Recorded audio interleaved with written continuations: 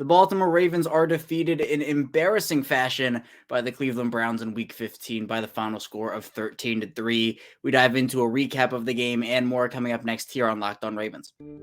You are Locked On Ravens, your daily Baltimore Ravens podcast, part of the Locked On Podcast Network, your team every day.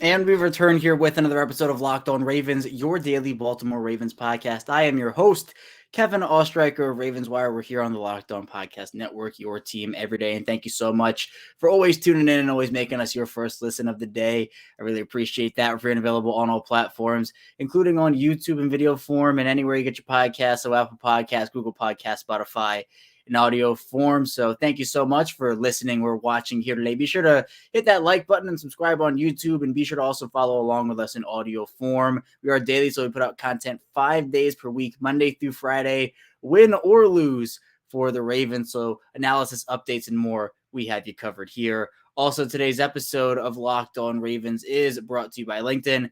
LinkedIn Jobs helps you find the candidates you want to talk to faster. Post your job for free at linkedin.com/LockedOnNFL. And we're back here as the Ravens do fall to the Cleveland Browns in Week 15. It was a 13-3 loss that a lot of people are feeling a lot of ways about it, myself included. I know this is Monday. The game was on Saturday, so we do have some time to talk about it here, but we've had some time to kind of digest everything and really think about it. And regardless, that doesn't make it sting any less. It doesn't make it less frustrating or less annoying. And I do appreciate everybody tuning in and listening or watching after a loss. It helps support the show. And I know how tough it is to listen after a loss. So I do appreciate that. But, we'll do general recap here. We'll talk about the offense and just what went wrong for this group. And trust me, there's plenty to talk about. We're going to have some real conversations about the offense throughout the entire show. But we'll talk about the defense in the second segment and then continue those real conversations. And then in the final segment,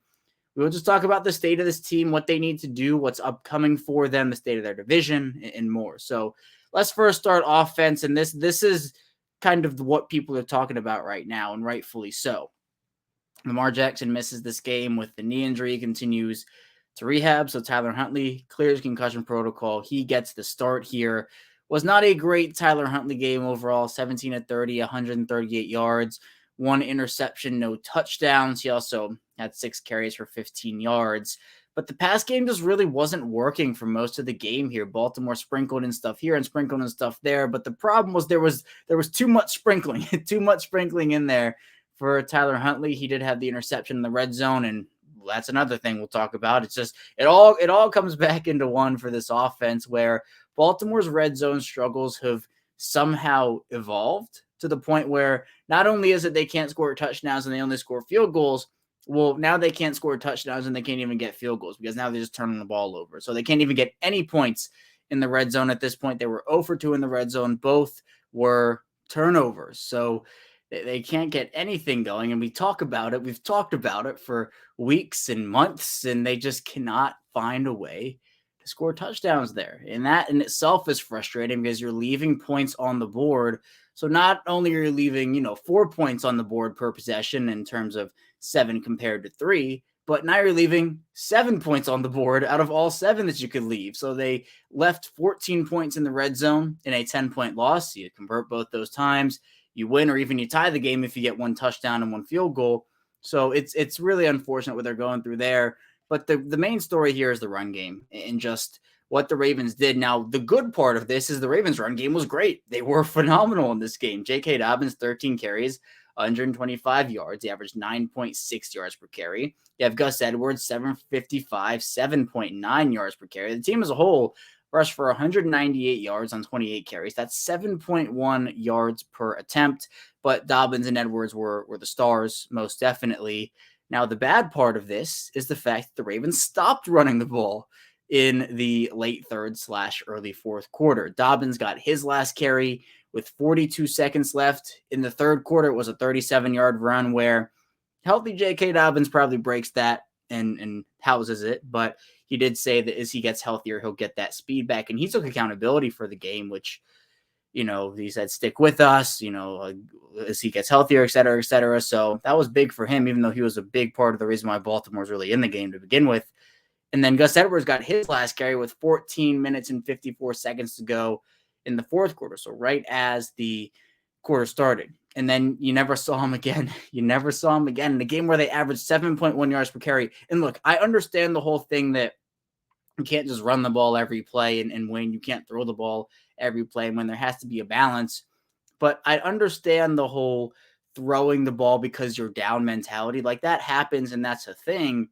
But the Ravens were down 10 at this point when Gus Edwards got his last carry of the game. At that point, it was 13-3. And it was 13-3 for honestly the majority of the second half. There were no points scored in the fourth quarter. Cleveland scored on their first possession of the third quarter, and that was it. So it wasn't like the Ravens were down 20 or 25 or 30. And then you can say, all right, yeah, definitely go. And you need to throw the ball. You need to air it out. You can't risk having a 2-yard gain on a 1st and 10 and having the clock run. That's a situation where you got to push the ball. And I understand abandoning the run game in this situation, but Baltimore was just beating down Cleveland on the ground. They could not stop it. And it was the same thing, just like in Pittsburgh, where Cleveland knew the runs were coming and the Ravens were going to run the ball, but then they just stopped doing it because I don't know what it was, but this is the prime example. I've talked about Greg Roman and questionable play calling, situational play calling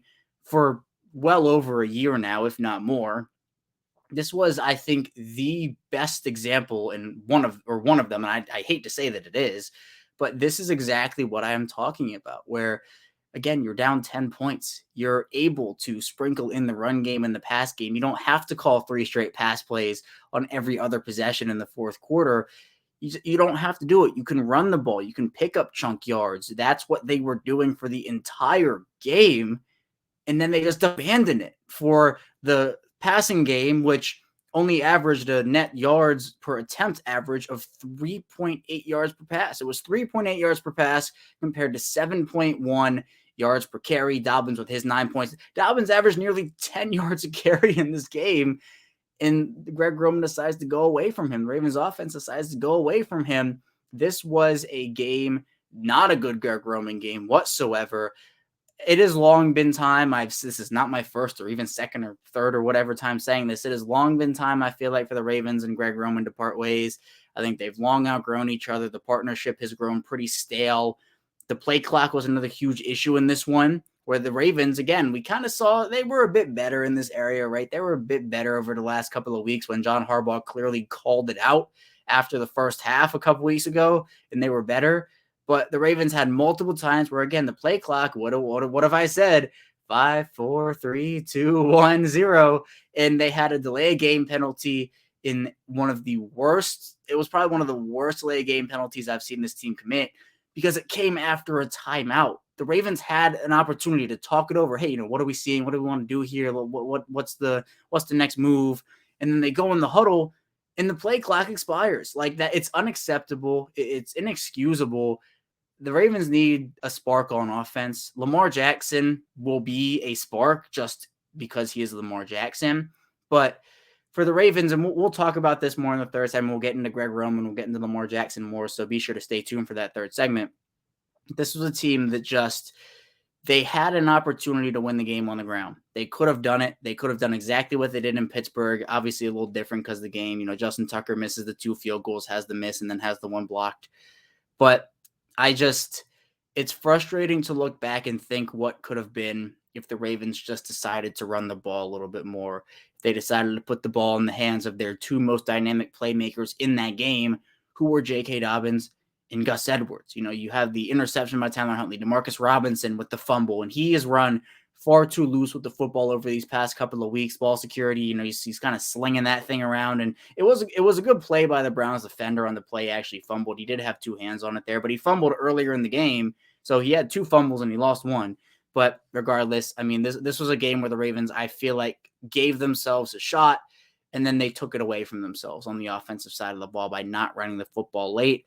And that's unfortunate. Mark Andrews, 3 for 31. He was the leading receiver in terms of yards. DeMarcus Robinson had 6 catches for 29 yards, but he only averaged 4.8 yards per catch. So it was frustrating in a lot of ways. We'll continue talking about the offense in the third segment, Greg Roman and more. But in the second segment, we'll be talking about the defense, who only gave up 13 points to Deshaun Watson and that Cleveland Browns team. So be sure to stay tuned. Still a ton to dive into on Locked On Ravens. But first, this show is sponsored by BetterHelp Therapy Online. And there have been plenty of times where I wish that life came with some kind of a user manual, but BetterHelp Online Therapy is basically the next best thing because life, unfortunately, does not come with that user manual. So when it's not working for you, it is normal to feel stuck. Therapists are trained to help you figure out the cause of challenging emotions and learn productive coping skills, which makes therapy the closest thing to a guided tour of the complex engine called you. BetterHelp has connected over 3 million people with licensed therapists. It's convenient, secure, and accessible anywhere, 100% online. And there are so many benefits to therapy. You have those coping skills you can learn, the self-empowerment you can have, you can deal with trauma and more. And there are so many people that have benefited from therapy, and everyone deserves to feel their best. BetterHelp makes it easier to get started. It's the world's largest therapy service. They've matched millions of people, professionally licensed and vetted therapists available 100% online. All the benefits of in-person therapy, plus it's more convenient, more accessible, and more affordable. You just have to fill out a brief questionnaire to match with a therapist, and if things aren't clicking, you can easily switch over to a new therapist anytime. It really couldn't be simpler. There's no waiting rooms, there's no traffic, and there's no endless searching for the right therapist. Get unstuck with BetterHelp. Learn more and save 10% off your first month at betterhelp.com/lockedon. That's betterhelp.com/lockedon. And this episode is brought to you by LinkedIn. These days, every new potential hire can feel like a high-stakes wager for your small business. You want to be 100% certain you have access to the best qualified candidates available. That's why you have to check out LinkedIn Jobs. LinkedIn Jobs helps you find the right people for your team faster and for free. There are a ton of things that LinkedIn's helped me throughout the course of my life and my career. So it is very easy to create a free job post on LinkedIn. You just add your job in the purple hashtag hiring frame to your LinkedIn profile to spread the word that you're hiring. They have simple tools you can use, like screening questions, to make it easy to focus on the candidates with just the right skills and experience. You can quickly prioritize who you'd like to interview and who you'd like to hire. It's also really important to finish the year strong, and the right team member can help you do that. It's why small businesses rate LinkedIn Jobs number one in delivering quality hires versus leading competitors.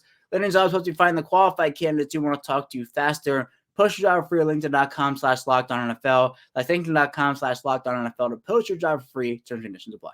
We're back here, our second segment of Locked On Ravens here on Not So Victory Monday. Kevin Ostraker, your host, still with you. Baltimore losing again, pretty embarrassingly, to the Cleveland Browns, 13-3 in Week 15, drops their record to 9-5. Their first divisional loss, 3-1 in their division so far this year. Let's talk about the defense, though.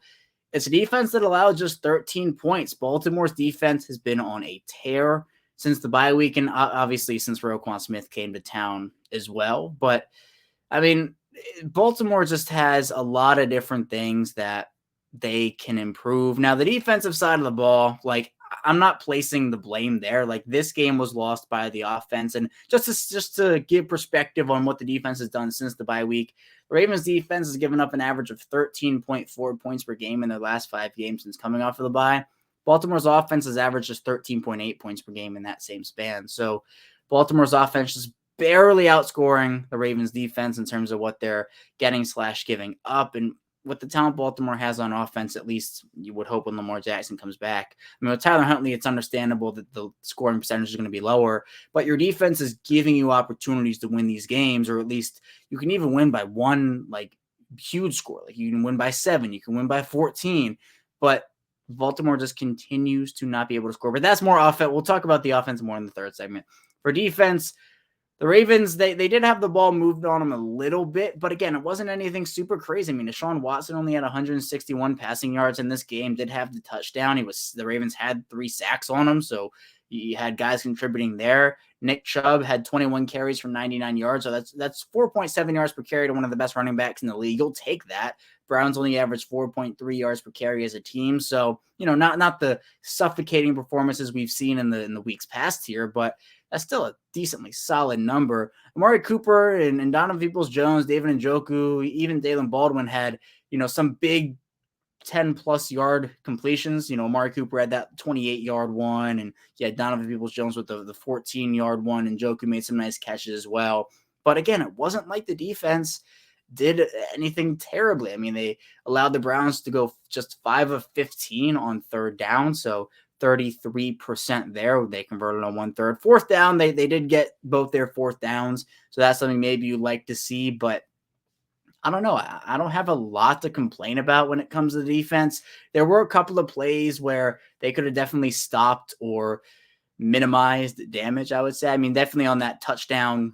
Who was it to? The touchdown that Deshaun Watson threw where Patrick Queen, it was Jonathan Peoples-Jones, but Patrick Queen just at the last second gave up his inside leverage, and Peoples-Jones just went right around him. It was bad timing. Queen had to make a decision, and he kind of gambled and made the wrong gamble. But those types of things, I'm like, it kind of happens. I didn't think Baltimore tackled terribly in this game. Like, I thought they were fine there. They didn't commit the team as a whole didn't commit a ton of penalties overall. I mean, Baltimore had just 3 and Cleveland had just 3. So it wasn't like they were making those kind of mistakes. It was fine. Like, I continue to go back to the offense. There wasn't like a ton of bad I saw from the defense. You like to see Rafe Owe get back in the sack column. He had half a sack to go along with Patrick Queen. Kyle Hamilton burst off of the edge and had a really nice sack. And then Brent Urban had a sack as well. So those 3 guys getting in on the action. Roquan Smith led the team with 11 total tackles. He's just doing Roquan Smith things. It's not, he's being Roquan Smith. He's doing great. But yeah, other than that, I mean, the big storyline on defense is the injuries, where you see Calais Campbell go down. You see Marcus Peters leave the game as well. We haven't had any updates from John Harbaugh on that at the time of this recording. We'll probably hear from him today and kind of see where things go. But it'd be big if they lost either of those 2 guys, and not in a good way. That they definitely need those 2 guys for even the way that Marcus Peters' season has gone this year. They need him on the field. The Ravens don't have other options. And I know that, I've talked with Ken McCusick, a film study about this, and others as well, where the one position the Ravens really cannot afford a loss, and a big-time loss, is at cornerback. And your big-time loss would be one of Marlon Humphrey and Marcus Peters. Now, obviously, Marlon Humphrey would be uber awful. That is like panic, hit the panic button at that position. Marcus Peters, that's still a pretty big loss, even though, again, a season is, I'll call it inconsistent. I say in the area of a lot of completions this year, but you don't want to see that. You don't want to have that happen, especially because who are you relying on? Jalen Armour-Davis is on injured reserve right now. It'd be Brandon Stevens. You'd have to work him in. Pepe Williams, I guess you could activate. Daryl Worley also. He's not ready right now. So where are you going? I mean, signing a guy off the street right now. Do you do that? Do you call up a guy from your practice squad? I mean, there's a lot that would go into a long Marcus Peters absence. Baltimore's more equipped, I'd say, to deal with a Calais Campbell absence, even though, again, that is not what you want, because Campbell's been playing very well this season. But they can bring in other guys. They can give Travis Jones a bigger role. They can call up Isaiah Mack from the practice squad. They have other guys there, too, that they can rotate in, where you'd feel a little more comfortable than if a Marcus Peters were to go down and all of a sudden you're working in Brandon Stevens and you got to have a couple other guys there. So hopefully Campbell and Stevens will be okay. But overall, again, Baltimore's defense, they did their job. When a defense in the NFL holds an opposing team with 13 points, you usually expect to win the game, especially the way the Ravens are running the ball in this one. But unfortunately, it did not turn out that way for them. And coming up, we'll be diving into what comes next for them, coaching-wise, execution-wise, and more, plus what's going on in the AFC North. So be sure to stay tuned for that. Still have a ton to talk about here on Locked On Ravens. But first, this episode is sponsored by PrizePicks, and fantasy playoffs in full swing. I actually had a bye in most of my leagues, so I know not everybody did. But I did have a bye. But if you want to have a different twist on fantasy, be sure to check out PrizePicks. PrizePicks is super easy to use. You can have a ton of current entries, and how it works. Just pick 2 to 5 players, and if they will go score more or less than their PrizePicks projection, you can win up to 10 times the amount of an entry. There's no competing against other people. It's just you versus projections available. PrizePicks offers projections on any sport that you watch, including the NFL, the NBA, the MLB. You have NHL, PGA, college football, college basketball. I could go on. There's so many more. Entries can be made in 60 seconds or less. Is that easy? They have saving vessel draws and they're currently operational in over 30 states and Canada. Download the PrizePicks app or go to PrizePicks.com. Choose not to play daily fantasy sports. First-time users can receive a 100% deposit match up to $100 with promo code Locked On. That means if you deposit $100, PrizePicks will give you $100. You deposit $50, PrizePicks will give you $50. Don't forget the promo code Locked On and sign up for an instant deposit match of up to $100. We are back here, our final segment of Locked On Ravens. Kevin Oestreicher is still here. Again, thank you for tuning in after a loss. I do appreciate that. Baltimore losing to Cleveland in Week 15, 13-3. And as I said, even throughout the entire second segment, I just keep going back to the offense in this one. This is a game that, look, there are a lot of people you can blame for this game. There are a lot of them. But I do think Greg Roman comes to the forefront of this. And I've always said, and I will continue to say it, it is not all play calling. It is not all execution. There is a balance. But some games it is more play calling. Other games it is more execution. And I cannot get over the fact that Baltimore abandoned the run. So I know it wasn't early because it was like late in the second half, but regardless, so early in the game, Baltimore had a good thing going. They established the run. Cleveland could not stop them.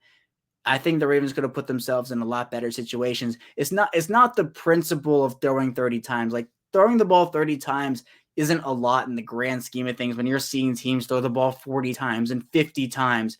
But it feels like to me, and this goes back to, I've talked about what the 2020 season was for them coming out after that 2019 year where it was, the historic rushing offense. That season, I thought Baltimore was way too cute, or they were trying to get way too cute offensively and saying, yeah, we know we can run the football, but we're going to show teams that we can beat them throwing it too.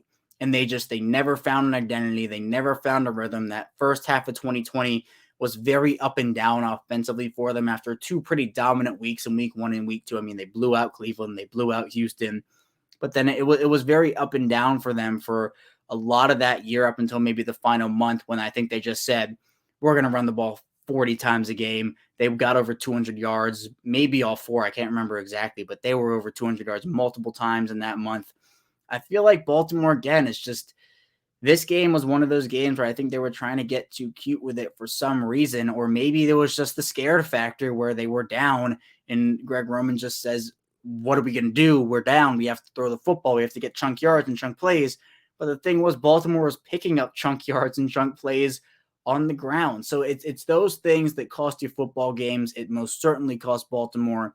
And this one, the delay of game penalties, the play clock, that stuff will cost you games. Like, it didn't cost the Ravens an opportunity at points at the end of the first half, but I sure would have liked those 5 yards to maybe make that Justin Tucker 48-yarder, a 43-yarder. I mean, and they had a good third down conversion that kind of saved that drive where that delay game could have easily cost them points there. If they don't get that fixed and if they don't get that together, it will cost them a game late, maybe in a 2-minute drill where they need a field goal to tie or a field goal to win. And all of a sudden they get this 5-yard penalty and it is a momentum killer. It is a drive killer. And you just cannot have it and have it happen so consistently.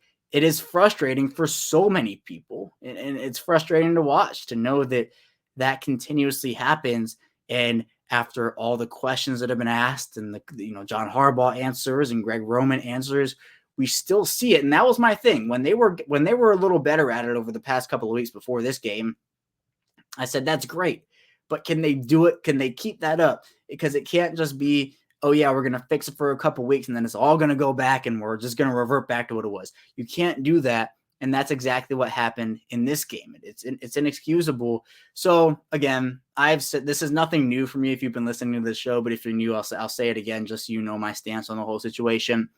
I think Baltimore and Greg Roman, as I kind of talked about earlier, they've long outgrown each other. It seems like a stale partnership, but I do think that this is like the last week that it would make sense for them to fire him. I'm not saying that, like, if something catastrophic happens and they lose and the offense is terrible in week 16, that they shouldn't do it later. I think they probably should. It's just, just rip the Band-Aid off. But I think realistically, if you're looking at it, this is the last week where, you can kind of get acclimated to a new play caller. And it's not like it'd take it's not like you're bringing in someone from the outside. I'd assume it would either be James Urban or T. Martin or someone like that.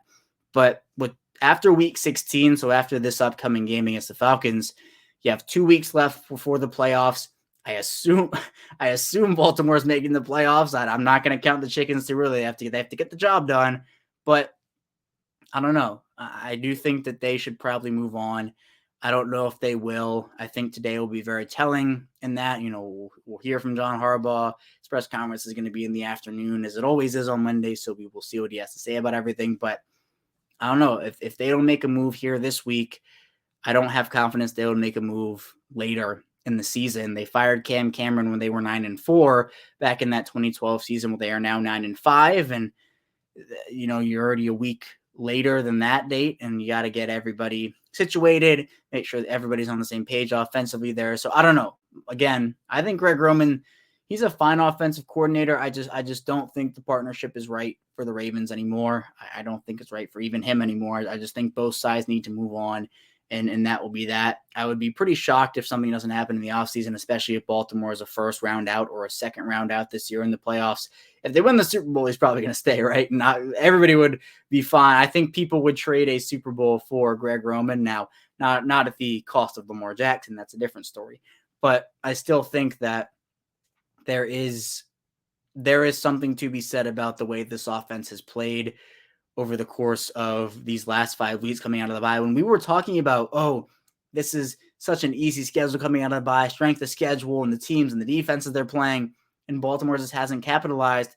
But my thing also is that even if the Ravens were to move on from Greg Roman, that doesn't fix all their issues. There are other fundamental issues that go far beyond Greg Roman execution-wise, other coaching. I mean, I know John Harbaugh also has to face some blame here. It's not, he is not removed from all blame. So if the Ravens did make a move and fire Greg Roman, let's say today, that doesn't automatically just wash away all their problems and solve everything. Sarah Ellison put it, she put it nicely, but the message is he's going to come back. Lamar Jackson, when he comes back, even if Greg Roman was fired, he's coming back to a broken passing game. Receivers haven't scored a touchdown since the stat was week 3? It's unbelievable. So Baltimore has a lot of soul searching to do on offense. Defensively, I think they are doing enough to win these games, but I don't know. You just look at what the Ravens have this year. They neglected the wide receiver position, something that you can go back to my shows in the offseason saying that they should take a wideout, they should trade for a wideout, they should sign a wideout, and nothing really happened. Then the worst case happens and Rashad Bateman goes down. So there's frustration over that. I don't know. The way they're playing right now, I've said it, they're not going to beat some of these top teams the way they're playing. These are not performances offensively that are going to beat Buffalo's and beat Kansas City's and beat Miami's and Tennessee's and Cincinnati's and whoever it may be. So they have to figure it out quickly, or else this team, if they make the playoffs, is looking at a first or second round exit after such high expectations. And to be fair, I still consider this year AFC Championship or bust for them. I would consider this year a disappointment. If anything less than the AFC Championship game is a disappointment for me, because I do not like complacency. And I've said this, you talking years and years on this show, this is my thing. Complacency is honestly probably worse than, getting the first overall pick. If you're getting to the wild card round every year, if you're getting to the divisional round every year, you can say, oh, that's great, right? We're making the playoffs. They have a pretty good roster. The coaching staff is pretty good, but that's not the goal. Making the playoffs, getting to the divisional round, that's not the goal. The goal is to win a championship. And the Ravens, what has happened?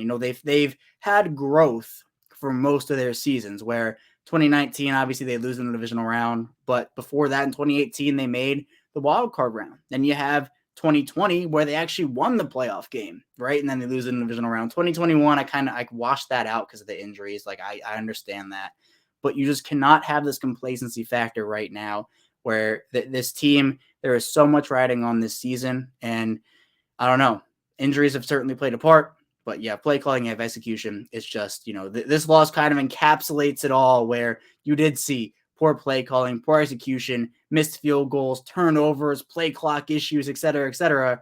It all kind of summarized what has been going wrong for Baltimore when it does go wrong. And when it does go wrong, it's not pretty for them. So AFC North-wise, just to wrap up here, The Bengals take first place from the Ravens solely. They are in sole possession at 10-4 after the win over the Buccaneers. Then Baltimore, they drop down to 2 at 9-5. Then you have both Cleveland and Pittsburgh at 6-8. They're tied for third.